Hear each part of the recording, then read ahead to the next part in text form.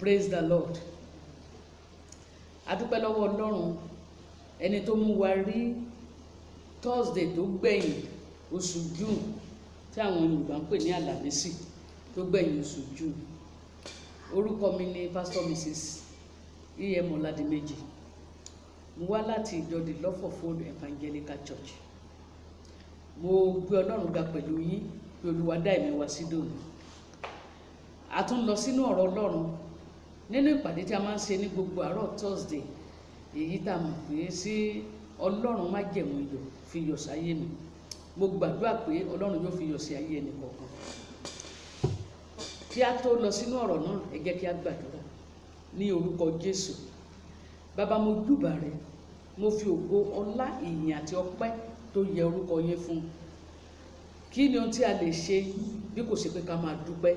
Olúwa gba ọpẹ́ wa. Wíwà láyé wa nípa oore ọ̀fẹ́ rẹ ni. Olúwa gba ìyìn wa. Ǹjẹ́ báyìí a fẹ́ wọnú ọ̀rọ̀ rẹ lọ. Ìwọ ọ̀rọ̀ láti àtètèkọ́ṣe wa, ó yá sọ̀rọ̀ ayọ̀ sínú ayé wa. Ó yá sọ̀rọ̀ tí ó tún ayé wa ṣe. Sọ̀rọ̀ tí ó yí ọkàn wa padà. Sọ̀rọ̀ tí ó sọ wá di mímọ́. Sọ̀rọ̀ tí ó gbà wá kúrò lọ́wọ́ ipá àti agbára òkùnkùn, lọ́wọ́ Sátánì àtàwọn ọmọ ogun rẹ̀. Olúwa bá wa sọ̀rọ̀, àwa ó sì máa tẹ̀lé ọ ní orúkọ Jésù Kristi Olúwa wa. Praise the Lord.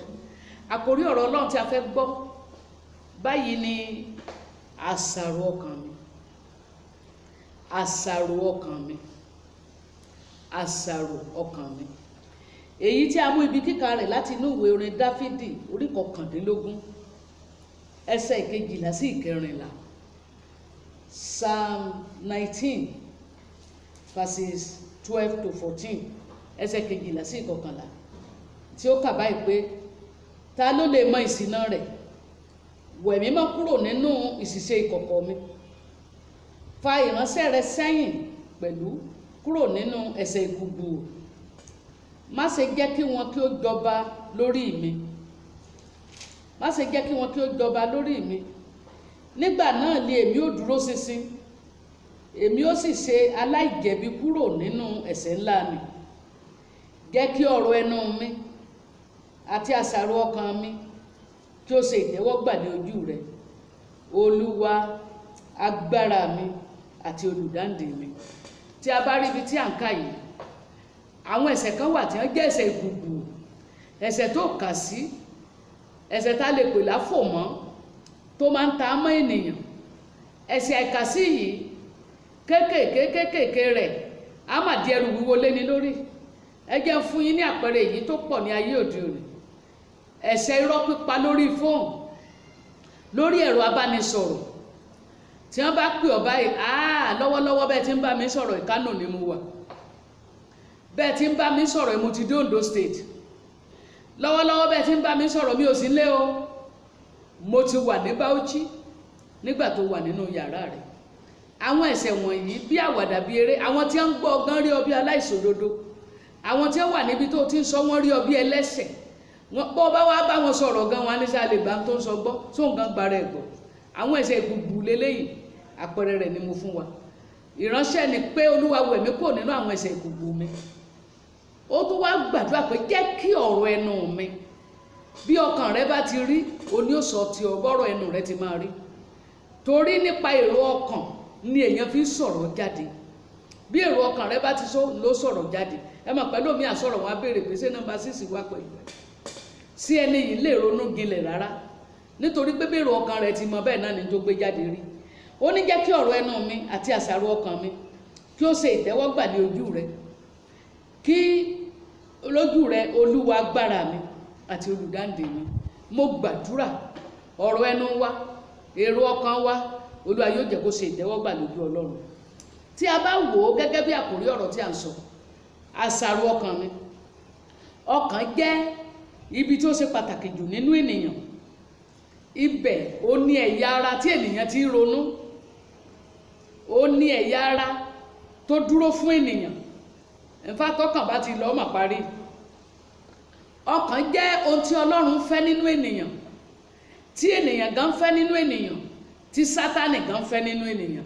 Ọlọ́run fẹ́ nínú ènìyàn ló ṣe wí nínú ọ̀rọ̀ rẹ̀ pé ọmọ fi ọkàn rẹ fún mi. Tí a bá wo gẹ́gẹ́ bí àkòrí ọ̀rọ̀ tí a ń sọ, àṣàrò ọkàn mi. Ọkàn jẹ́ ibi tó ṣe pàtàkì jù nínú ènìyàn. Ibẹ̀ ó ní ẹ̀yà ara tí ènìyàn ti ń ronú. Ó ní ẹ̀yà ara tó dúró fún ènìyàn. Ẹ̀fà tọ́kàn bá ti lọ mà parí. Ọkàn jẹ́ ohun tí Ọlọ́run fẹ́ nínú ènìyàn, tí ènìyàn gan fẹ́ nínú ènìyàn, tí Sátánì gan fẹ́ nínú ènìyàn. Ọlọ́run fẹ́ nínú ènìyàn ló ṣe wí nínú ọ̀rọ̀ rẹ̀ pé ọmọ fi ọkàn rẹ fún mi. àwọn ènìyàn ń fẹ́ nínú ènìyàn. Tí ọkùnrin bá fẹ́ fẹ́ obìnrin, ohun gbogbo ní ọmọ sí ọ̀rọ̀ dídùn dídùn ní ọmọ sọ sí létí. Ó lè sọ pé ó máa di ogún, ó máa dọgbọ̀n, ó máa wó ilé palẹ̀, òun wò lé bàbá ẹ̀ palẹ̀, òun ò bá tún kọ́. Kò sí ọ̀rọ̀ dídùn tí ò ní sọ létí ọmọ yẹn. Ó lè sọ pé ìgbé ayé òun kò complete, òun ò lè dúró, ayé òun ṣúgà, ìwọ ni ṣúgà tó wà nínú tíì mi. Ohun tó ń sọ ni pé ó fẹ́ ọkàn ọmọ yẹn. Bákan náà tí àwọn òṣèlú tí wọ́n bá bẹ̀rẹ̀ ìbò báyìí, ọkàn rẹ ni wọ́n fẹ́. Wọ́n á máa jó kiri, wọ́n á kọ́kọ́ jó, wọ́n á kọ́kọ́ pariwo. Ìyẹn ni ó jẹ́ kí ojú rẹ rí wọn kó o fi sáré lọ gbọ́n tí wọ́n fẹ́ wí. Wọ́n á pèwé fún wọn, wọ́n á sọ tí wọn ò ní ṣe. Wọn kì í ṣe gbogbo tí wọ́n sọ yẹn ni wọ́n máa ń ṣe. Wọ́n á bẹ̀rẹ̀ sí fún yín lẹ́bùn, wọ́n á pín ráìsì, wọ́n á pín gbápáwo. Gẹ́rẹ́ tí wọ́n bá wọlé wọn tó pín rú ẹ̀ mọ́. Ṣùgbọ́n tí wọ́n ṣe, tí wọ́n fi ń ṣe gbogbo rẹ̀ ni pé kó o kàn lè rí ọkàn rẹ. Ọkàn ṣe pàtàkì lọ́pọ̀lọpọ̀. Ọkàn ní èrò tí ń jáde. Èrò wọ̀nyí lè jẹ́ nípa rere, èyí tí ó mú ire wá, ó dẹ̀ lè jẹ́ nípa búburú. Ẹ jẹ́ ká wo ìpilẹ̀ṣẹ̀ èrò ọkàn. Ọlọ́run fúnra rẹ̀ ní olùpilẹ̀ṣẹ̀ èrò ọkàn. Màá fún yín ní àpẹẹrẹ méjì èrò tó ti ọkàn Ọlọ́run jáde àti ìyanu tó ṣẹlẹ̀. Lọ́nà kínní nínú ìwé Genesis 1:26, ìgè Genesis orí kínní ẹsẹ̀ 26, ó ní ẹ wá, ẹ jẹ́ ká dá ènìyàn ní àwòrán ara wa gẹ́gẹ́ bí ìrí wa. Ẹ rí pé èrò ọkàn Ọlọ́run ló dá ènìyàn. Ọ̀nà kejì, Genesis orí kejì ẹsẹ̀ 22, nígbà Ọlọ́run ti dá ènìyàn tán tó dá ọkùnrin àkọ́kọ́ Ádámù, ó rí pé gbogbo àwọn ẹranko àtewéko tí wọ́n yí ká, wọn ò lè jẹ́ alábàákẹ́gbẹ́pọ̀ tó dáa fún un.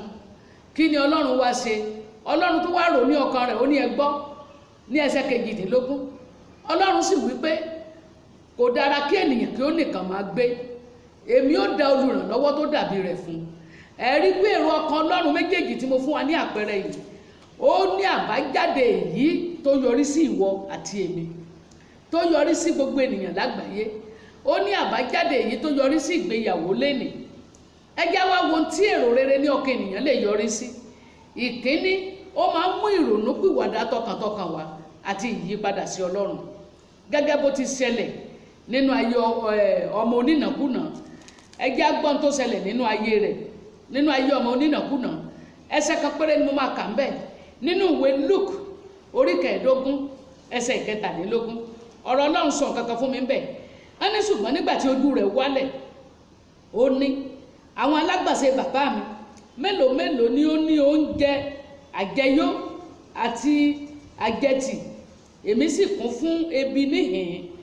Ẹ rí pé ó ti gba gbogbo ìní rẹ̀, ó ti ná bárubàru, àwọn èèyàn ti bá ná, wọ́n ti ṣe bí wọ́n ti fẹ́ pẹ̀lú ẹ̀. Ṣùgbọ́n nígbà tó ronú gidi nínú ọkàn rẹ̀, ó yí padà tọ̀ bàbá rẹ̀ lọ. Bákan náà ni tíwọ náà bá yí padà tọ̀ Ọlọ́run lọ, gbogbo ohun tó ṣe aláìní, gbogbo ohun tó ṣe bí pa ọ́, ebi kúkú ń pa ọ́ ará mi, ohun tó ń pa ọ́ lébi yẹn Ọlọ́run máa fún ẹ ní oúnjẹ rẹ̀, Ọlọ́run máa ṣe fún ẹ. Ohun tó ń pòrúurú àyà rẹ, Ọlọ́run máa ṣe bí mo ti ń wí. Ìwọ bá Ọlọ́run sọ̀rọ̀ pé gbọ́ bí ìránṣẹ́ rẹ ti wí, wà rí pé yóò yà ọ́ lẹ́nu. Ohun kejì, ó máa fún ènìyàn ní ìyanu tí ayé rẹ̀ nílò, gẹ́gẹ́ bó ti fi fún onísun ẹ̀jẹ̀. Tí ẹ bá wo onísun ẹ̀jẹ̀ yẹn nínú ìwé Lúùkù orí 8 ẹsẹ̀ 43-48, 43 sí 52. Ẹ wo ohun tó ṣẹlẹ̀ ń bẹ̀. Ọmọbìnrin yìí, Bíbélì sọ pé ó ti ń ṣàìsàn fún ọdún 12. Ó ti ná gbogbo owó tó ní fún oníṣègùn tí ò rí ọ̀nà àbáyọ sí ìṣòro rẹ̀. Ṣùgbọ́n ní ọjọ́ kan bí irú òní tó ń gbọ́ ọ̀rọ̀ mi, ọmọbìnrin yìí pinnu nínú ọkàn rẹ̀ pé tí ń bá lọ síbi tí Jésù ti ṣe crusade, tèmi náà fọwọ́ kan ìṣẹ́tí aṣọ rẹ̀, àrùn mi yóò dẹ̀ parí. Ó dẹ̀ wá, ó fọwọ́ kan ìṣẹ́tí aṣọ rẹ̀. Ìpinnu tó ṣe yìí ó mú ìwòsàn bá, ó mú òpin bá àrùn ọdún 12 nínú ayé rẹ̀. Èmi ò mọ tó ń ṣèwọ náà bí àrùn.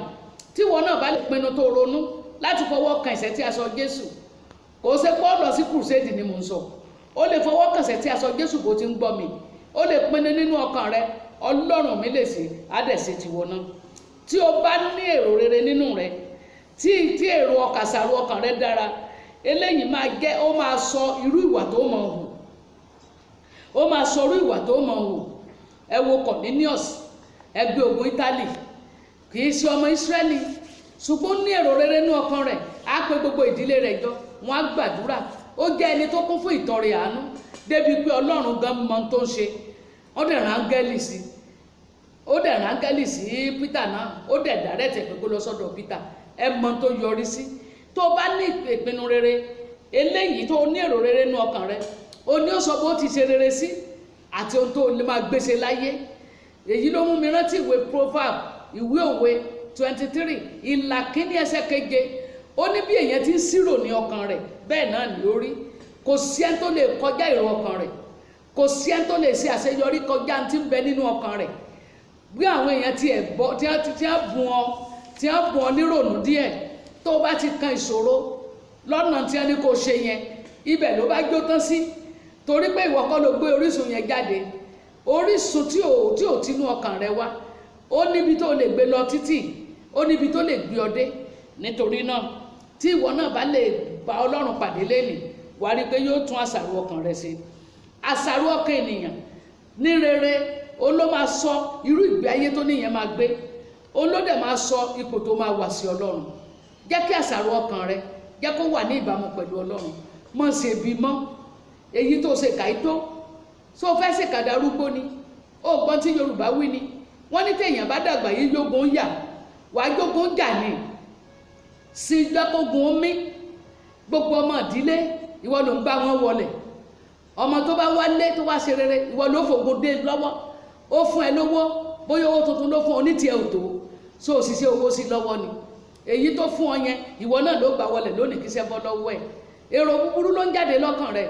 Ó kà ní ọjọ́ kan màmá, ó kà ní ọjọ́ kan bàbá, tí o kò bá yí padà. Jẹ́ kí èrò rere jáde lọ́kàn rẹ̀. Tí o bá ní àṣàrò rere ní ọkàn rẹ̀, ìyẹn máa sọ ibi tí Ọlọ́run yóò fi ìṣúra sí sínú ayé rẹ̀. It will determine the extent of God's investment. Ọlọ́run kò ń ṣòwò aláìlérè. Ọlọ́run dẹ̀ fi ìṣúra rẹ̀ kì í gbé ilé ọmọ ọ̀dọ̀ aláìlérè lọ́wọ́. Tí èrò ọkàn rẹ bá dá, Olúwa yóò fún ọ ní ìṣúra tó ga. Olúwa yóò dókòwò pẹ̀lú ìrìn àjò ayé rẹ, tí ó dẹ̀ mọ̀ pé èsì dáadáa ni ó jẹ́. Ṣùgbọ́n tí èrò búburú bá ń jáde lọ́kàn èèyàn, kí ni tó lè yọrí sí? Á yọrí sí ikú òjijì. Ikú òjijì bó ti rí fún ọkùnrin ọlọ́rọ̀ ni, dábì fún ọkùnrin aṣiwèrè ọlọ́rọ̀ ni. Nínú ìwé Lúùkù orí 12 ẹsẹ̀ 14 dé ẹsẹ̀ 21, Luke 12:16-21. Ẹ rí pé èrè oko rẹ̀ jáde, kò fi ọpẹ́ fún Ọlọ́run, kò rántí aláìní, kò rántí opó, kò rántí aláìní baba, kò rántí ẹnikẹ́ni, kò ronú àti ẹ̀títẹ́ ẹnikẹ́ni lọ́rẹ. Ó ní, wọ ọkàn mi, o ti ní ìṣúra púpọ̀, máa jẹ kó máa mu fún ọjọ́ pípẹ́. Ọjọ́ alẹ́ ẹjọ́ yẹn la béèrè ẹ̀mí rẹ̀. Ó ní, wá sí wéré, òní la ó béèrè ẹ̀mí rẹ̀. Títa ni nǹkan wọ̀nyí yóò ṣe tí wọ́n ti tò jọ.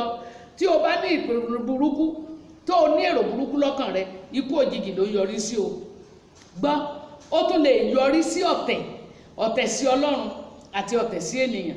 Tí a bá wo ìwé Genesis orí 11 láti ẹsẹ̀ 1 dé ẹsẹ̀ 9 rẹ̀, pàápàá jùlọ ní ẹsẹ̀ 4, a rí pé àwọn ènìyàn ní ìgbà yẹn wọ́n ní àwọn fẹ́ kọ́ ilé ìṣọ́ Bábélì, èyí tí ó kan ọ̀run. Wọn ò tiẹ̀ fẹ́ máa ṣe wàhálà rárá. Wọ́n bá ṣe lift sí, wọ́n kàn lọ́ mọ́ bá Ọlọ́run ni. Ẹlòmíà lọ bá Ọlọ́run, kí ló dé tó dá mi tí mo dúdú? Kí ló dé tó dá mi tí mo pupa? Bó lè mi ṣe ga fíofío báyìí? Kí ló dé tí mo wá kúrú báyìí? Kí ló dé tó jẹ́ kí n rí báyìí? Èmi sanra, èmi lẹ́pa. Ṣé ni àbá lọ́mọ rojọ́ létí Ọlọ́run? Ṣùgbọ́n Ọlọ́run rí wípé tí èrò wọn bá ṣẹ, nǹkan burúkú ló máa jẹ́. Wọ́n takú wọ́n sọ̀tẹ̀ sí Ọlọ́run. Wọn ò fẹ́ fọ́nká sórí ilẹ̀. Ohun tá a rí kó ṣẹlẹ̀ sí wọn ni pé Olúwa dà wọ́n lédè rú. Ibi àti ní àìfìmọ̀ṣọ̀kan lónìí nìyẹn. Ohun tí èdè wa ò ṣe yéra wa nìyẹn. Ohun tá a ṣe gbọ́ tara wa mọ́ nìyẹn. Nítorí èrò búburú ní ọkàn àwọn kan. Tí o bá ní èrò búburú láti ọkàn rẹ, eléyìí ó lè jẹ́ kí kò di ẹni ilẹ̀, wá dí ìka ènìyàn. Kí wá ní tó lè ṣe? Ohun tèmi àti ìwọ lè ṣe nìyí. Ẹ jẹ́ ká ronú rere lórí ohun tó lè mú kí ayé wa dára. Ronú tó lè ṣe táyé ó fi dára. Okòwò wo ló lè dá? Ọjà wo ló lè tà? Ọlọ́run ò ní ìfẹ́sì lórí ìwọ, kò ní ràn ọ́ lọ́wọ́, kò ní ìfẹ́sì lórí ẹ̀. Bí àwọn tó máa ń dókòwò kiri, wọn ò ń ìfẹ́sì where there is political instability. Níbi tí ọ̀rọ̀ ìwà òṣèlú ò bá ti dúró dáadáa, bí irú àkókò tí a wà yìí. Ṣùgbọ́n Ọlọ́run á invest lórí ayé ẹ, ìwọ náà gbére ṣe. Ohun tó tún lè ṣe nìyí, lọ ní ìmọ̀, tó bá ní ìmọ̀ ìwọ náà ó di ọlọ́rọ̀. Lọ ní ìmọ̀. Ohun tó tún lè ṣe nìyí, ṣàṣàrò nínú ọ̀rọ̀ Ọlọ́run. Tó bá wo Psalm 119 verse 97 to 99, Psalm 119 97 to 99, ó ní èmi fẹ́ òfin rẹ, nínú rẹ̀ ni èmi ń ṣàṣàrò lọ́sàn àti lóru. Ìwọ náà ṣàṣàrò nínú ọ̀rọ̀ Ọlọ́run, eléyìí yóò ràn ọkàn rẹ lọ́wọ́. Ohun tó tún lè ṣe nìyí, sá fún ẹ̀ṣẹ̀, má fọwọ́ kẹsẹ̀. Ó ń jóni fàìfàì, ó ń gbádùn ìgbàlà, ó ń sọ ní dèrò ẹ̀yìn. Ẹ̀ṣẹ̀ ó jẹ́ ẹ̀gàn sí orílẹ̀-èdè. Sá fún ẹ̀ṣẹ̀, ó láti kà nínú Psalm 19 verses 12 to 13. Sá fẹ́ṣẹ̀ kú gbùù, mọ́ sọ pé kò tó nǹkan, ẹ̀ṣẹ̀ kò tó nǹkan ba iye ẹni jẹ́. Ohun tó lè ṣe nìyí, ìwọ náà gbàdúrà bí Dáfídì ti gba tiẹ̀ nígbà tirẹ̀. Dáfídì gbàdúrà, jẹ́ kí àṣàrò ọkàn mi, jẹ́ kí ọ̀rọ̀ ẹnu mi kó ṣe ìtẹ́wọ́gbà ní ojú rẹ̀. That's Psalm 19 verse 14. Ohun tó tún lè ṣe nìyí, wá gba Jésù yìí, dìímú, embrace him, gbà á, kó o dẹ̀ gba oore ọ̀fẹ́ ìgbàlà rẹ̀. Ohun tí o tún lè ṣe nìyí, èyí tí ọ̀rọ̀ Ọlọ́run sọ fún wa nínú ìwé Míkà orí 3 ẹsẹ̀ 9, ìwé Míkà orí 3 ẹsẹ̀ 9. Ohun tó tún lè ṣe nìyẹn o, jẹ́ kí kún fún ẹ̀mí mímọ́, jẹ́ kí ẹ̀mí Ọlọ́run wà nínú rẹ̀. Jẹ́ kí n sáré ka ìyẹn. Ohun tí ọ̀rọ̀ Ọlọ́run sọ nìyí, ó ní ṣùgbọ́n nítòótọ́ èmi kún fún agbára nípa ẹ̀mí Olúwa, àti fún ìdájọ́, àti fún ipá, láti sọ ìrékọjá Jákọ́bù fún, àti láti sọ ẹ̀ṣẹ̀ Ísírẹ́lì fún. Tó bá kún fún ẹ̀mí Ọlọ́run, á jẹ́ kó mọ òtítọ́, òtítọ́ yóò sì sọ ọ́ di òmìnira. Mo gbàdúrà lórúkọ Jésù, mo fi ìyọ́nú Ọlọ́run gbàdúrà fún yín. Mo dẹ̀ dúró bí ikọ̀ àti ìrújú rẹ̀. Gbogbo àwọn àṣìṣe tó ti ṣe nítorí èrò ọkàn rẹ, ẹ̀jẹ̀ Jésù kó ṣàánú fún ẹ. Agbára tí ń bẹ nínú ẹ̀jẹ̀ Jésù, mo ní kó ṣàánú fún ẹ. Gbogbo ibi tí o ti ṣe sí ènìyàn, k'Olúwa kó ṣe àtúnṣe rẹ̀. Mo wá gbàdúrà, gbogbo èrò ọkàn rẹ tó ti jẹ́ kó ṣìnà, k'Olúwa kó dá ọ padà, k'Olúwa kó ṣàánú. Kí èrò ọkàn rẹ tó ti sá ọ lọ́gbẹ́, k'Olúwa kó bẹ wo ọgbẹ́ náà sàn. Ibi tí èrò ọkàn rẹ ti mú bá ọ, kí Olúwa kó mú kúrò. Ibi tí èrò ọkàn rẹ ti mú bá ìdílé rẹ, ìwọ bàbá tàbí ìwọ ìyá, nínú èrò búburú tó ti rò, ibi tó ti mú bá ọ lónìí lórúkọ Jésù, k'Olúwa kó ṣàtúnṣe. Nítorí a kọ pé àánú ṣògo lórí ìdájọ́, àánú Ọlọ́run kó ṣàtúnṣe fún ọ. Láti òní lọ, mo wí lórúkọ Jésù, k'Olúwa kó yí ọkàn rẹ padà. Èrò tí ó mọ tinú rẹ jáde, kó mọ gbé ire jáde, wàá sì ṣe rere. Bẹ́ẹ̀ ni kó rí ní orúkọ Jésù Kristi Olúwa wa.